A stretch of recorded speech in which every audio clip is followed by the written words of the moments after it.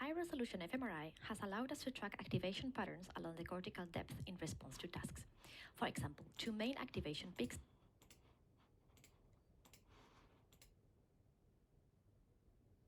High-resolution fMRI has allowed us to track activation patterns along the cortical depth in response to tasks.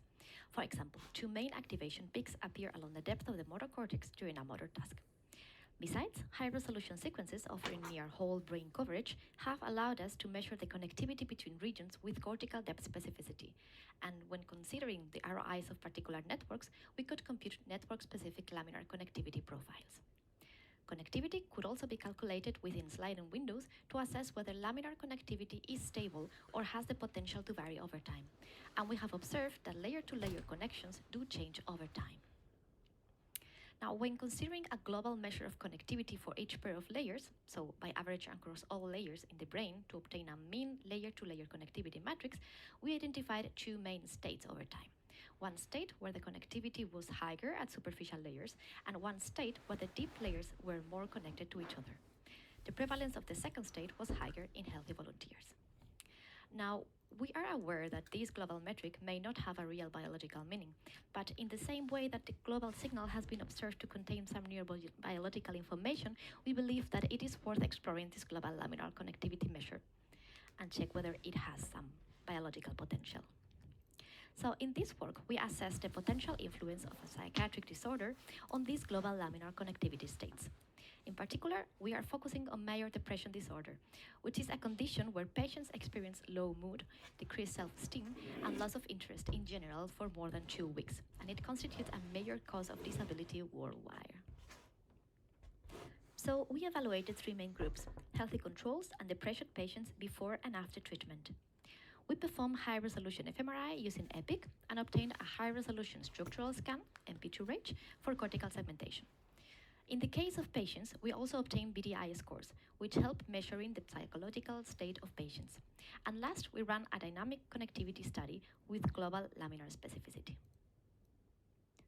In this analysis, we first computed a big connectivity matrix with ROI and depth specificity in sliding windows, each of about 2 minutes length. Then, in each matrix, we averaged across ROIs to obtain a 6x6 connectivity matrix, which contained the connectivity between pairs of layers within the cortex. To reduce dimensionality, we averaged along one dimension of the matrix to obtain the laminar connectivity profile. You can see the dark line over the 6x6 matrix. And then we calculated the best linear fit line, here the red dashed line. If the slope of this line was positive, we considered this connectivity matrix to be state 1, and if it was negative, we considered it to belong to state 2. So for each subject, 2 states were observed, characterized by connectivity mainly between the deep or the superficial layers.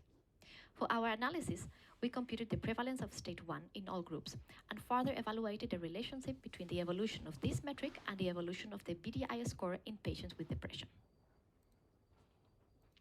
Here you see the correlation between the evolution of the prevalence of state 1, so the change in superficial connectivity in patients upon treatment, the y-axis, and the evolution of the p.pais scores in the x-axis. We observed a moderate correlation between these 2 metrics, suggesting a potential role of global laminar connectivity in recovery from depression. Of note, when looking at the psychometric scores, we observed that not all patients improved with treatment. So we subgrouped our patients in good or bad prognosis to run our group analysis. In this graph, we are showing the prevalence of global laminar state 1 in healthy controls and in patients before and after treatment, separated into patients who recover, in green, and patients who worsened, in red. After treatment, the prevalence of the superficial laminar connectivity state was significantly different between patients with bad prognosis and healthy controls, but also between both patient populations, so between patients who worsened and those who recovered. Overall, our results suggest that the global level of connectivity along the cortical depth could reflect certain biological processes that could be of relevance in psychiatric disorders such as depression.